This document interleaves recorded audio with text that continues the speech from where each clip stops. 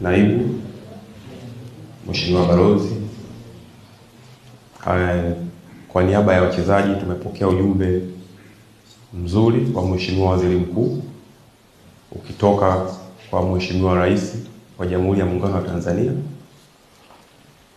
Sisi kama wachezaji tumejiandaa vizuri katika mchezo wa kesho.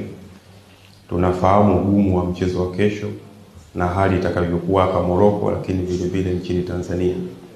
Tunaomba Watanzania wenzetu waweze kutuombea, tuweze kushikamana, kwa sababu hili ni jambo la nchi na tutaenda kupambana kuhakikisha Tanzania yetu inapata furaha. Kulikuwa kuna kampeni ya watu kuvaa jezi. Tunaomba wa Tanzania muweze kuvaa jezi za timu ya taifa kesho, kuonesha mshikamano kwa jeshi la Watanzania ambao liko huku likipambana siku ya kesho dhidi ya Morocco.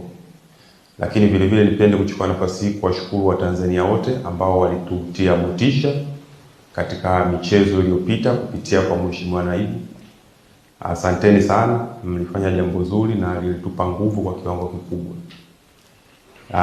Kesho motisha nadhani imezungumzwa na Mheshimiwa Waziri Mkuu na nadhani wote mtaweza kuisikia, na ni jambo ambalo litawapa nguvu zaidi wanajeshi waliokuwa huku kwenda kupambana. Asanteni.